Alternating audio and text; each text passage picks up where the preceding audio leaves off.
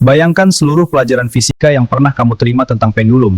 Galileo, Pisa, tahun 1602 ternyata salah. Bukan karena ilmunya, tapi karena namanya. Ada seseorang yang melakukan ini lebih dulu, 600 tahun lebih dulu, dan hampir tidak ada yang menceritakannya. Sebelum abad ke-10, manusia mengukur waktu dengan jam air. Teknologi ini sudah ada sejak Mesir kuno, 1500 tahun sebelum Masehi.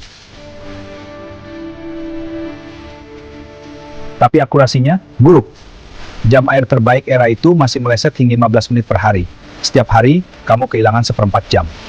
Lalu datanglah seorang pria dari Kairo, namanya Ibn Yunus. Lahir sekitar 950 Masehi, astronom istana dinasti Fatimiyah.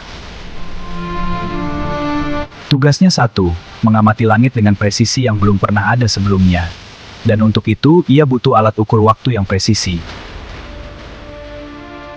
Ibn Yunus tidak menerima keterbatasan jam air. Ia mengamati sesuatu yang jauh lebih sederhana, bandul yang berayun, pendulum. Ia mencatat, setiap ayunan membutuhkan waktu yang sama, berapapun sudut awalnya. Konsep ini, hari ini kita sebut isokronisme. Ini tercatat dalam karyanya, Zi Al-Hakimi Al-Kabir, tabel astronomi raksasa berisi lebih dari 11.000 entry observasi langit. Sekarang tanya dirimu sendiri, kapan terakhir kali nama ini disebut di kelas sains?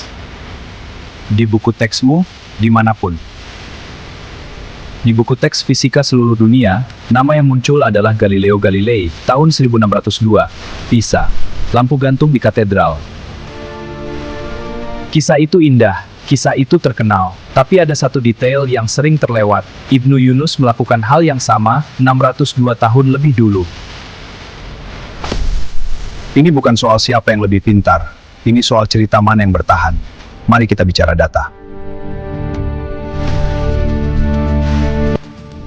Pendulum 1 meter, periode ayunan tepat 2 detik, akurasi pengukuran kurang dari 1 menit per hari. Jam air, 15 menit, selisihnya 15 kali lebih akurat. Ibn Yunus menggunakan keunggulan ini untuk menghasilkan Zi Al-Hakimi, tabel astronomi paling akurat di zamannya, dipakai ilmuwan Eropa selama berabad-abad.